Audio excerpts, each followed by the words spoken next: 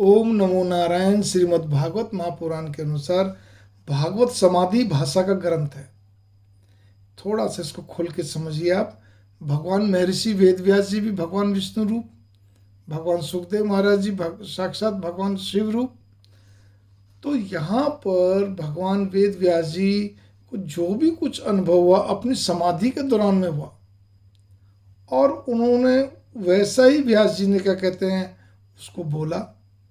भागवत के शब्दों का अर्थ लौकिक भाषा से नहीं होता, समाधि की भाषा से होता है। सुखदेव महाराज जी ने इसका बड़ा अच्छा वर्णन किया है।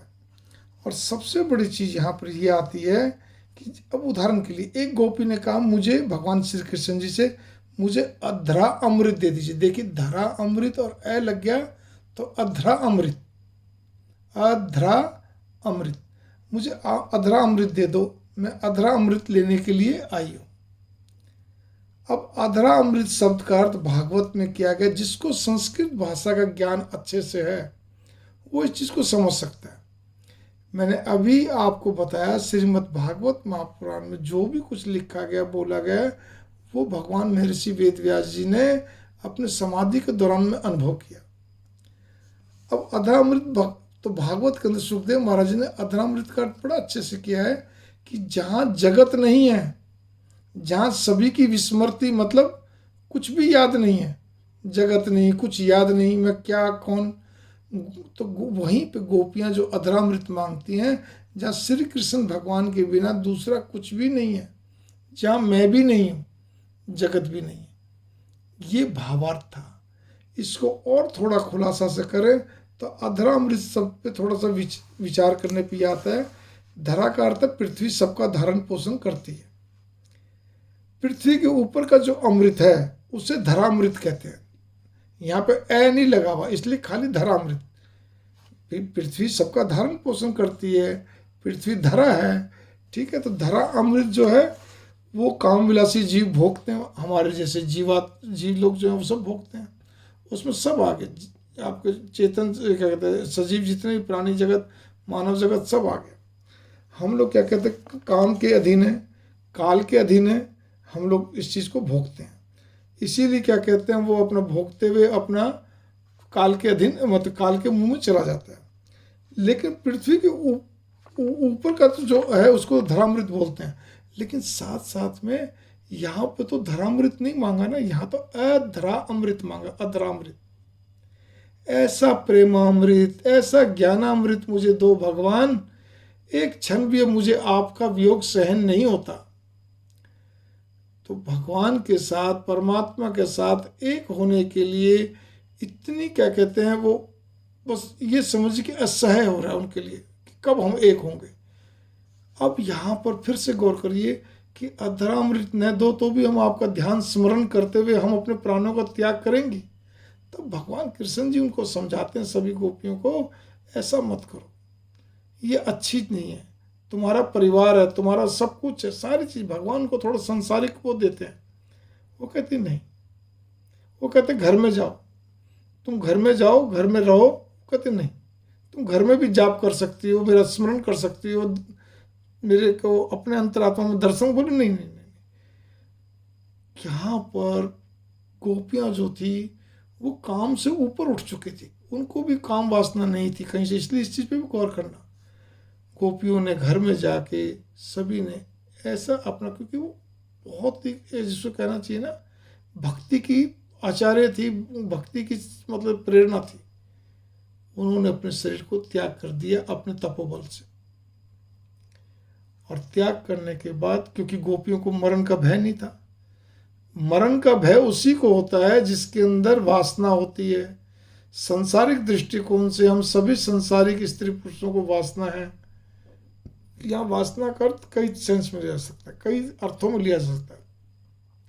भाई किसी चीज़ का लोभ, किसी चीज़ का वो, सब कुछ, ये काम वो काम, सभी सांसारिक सुख, सांसारिक दुख कोई ना कोई लगा रहता है। हमारे को कोई ना कोई इच्छा समस्या बनी रहती है, हमारे कोई ना कोई मतलब जो भी कुछ है आप सभी हम सब समझते हैं इसको, तो जितना बड़ा।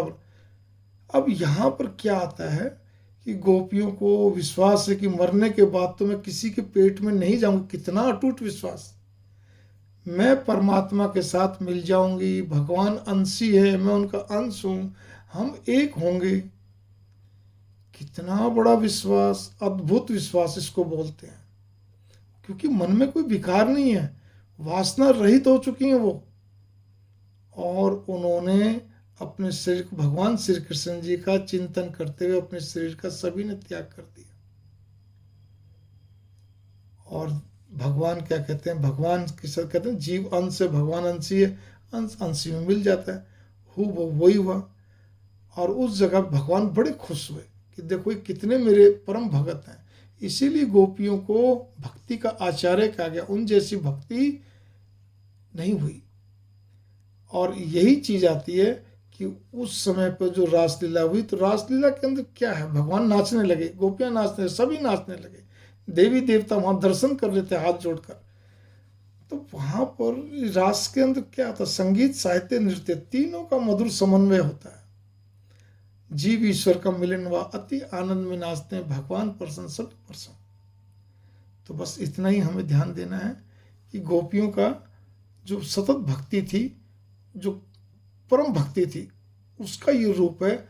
इसलिए गोपियों को, और क्या कहते हैं, रासलीला को किसी को भी सांसारिक दृष्टिकोण से नहीं देखना चाहिए। ये पहली बात। तो जहाँ धर्म के हिसाब से पाप भी है, लेकिन वहाँ पर भी हमें संस्कृत का ज्ञान नहीं होता, हम अच्छी ढंग से पढ़ नहीं पाते हैं या समझ नहीं पाते हैं या किसी प्रकार से भ्रमित हो जाते हैं, वो नहीं होना चाहिए। क्योंकि रासलीला ये सांसारिक रासलीला नहीं है। गोपियां सांसारिक नहीं थी। जिस समय गोपियां थीं उस समय सांसारिक थी, लेकिन जब भगवान श्री कृष्ण के दर्शन होते रहे, उनके समीप में आते रहे, तो सभी के सभी वृक्ष के अंदर, आप सभी समझते हैं कि सभी ग्वाल बाल जितने भी जीव थे, सब थे, सब भगवान के अनन्य भक्त थे। सबको फिर कहना चाह रहा हूँ कि ऋषि मुनि, बड़े बड़े देवी देवता, कई तरह के दिव्य आत्माएं कोई गोपी का रूप करके आई हैं। गोपियां कोई साधारण नहीं थी कि एक साधारण स्त्री थी, नहीं थी, वो सभी रूप धर धर के आए थे। जितने भी बाल ग्वाल थे, कोई ऋषि था, कोई मुनि था। गाय, अधिकांश गाय तो ऋषि रूप जो थे वो गाय के रूप में आए। देवी देवता थे, गोपी और बाल ग्वाल के रूप में आए। भगवान की एक एक चीज, बांसुरी का भी बताते हैं। मतलब हर व्यक्ति, हर देवी देवता, हर दिव्य आत्मा परमहंसों ने, ऋषि मुनियों ने, जिसको जैसा भी क्या कहते हैं उचित लगा, जैसा भी मतलब उनको मौका मिला, उसी रूप में हो गए। भगवान के बाल, एक एक बाल भी जो, वो भी क्या कहते हैं देवी देवता ऋषि मुनियों के रूप है, कि भगवान का सामीप्य मिलता जाए। पहले भी इसमें कई बार आया। भगवान जो है वो लौकिक लीला जो करी संसार में वो ठीक है, लेकिन परमात्मा भगवान श्री कृष्ण, भगवान जो भी हैं, ये पहाड़ मास का शरीर नहीं है। वो तो केवल यहाँ पर आए थे।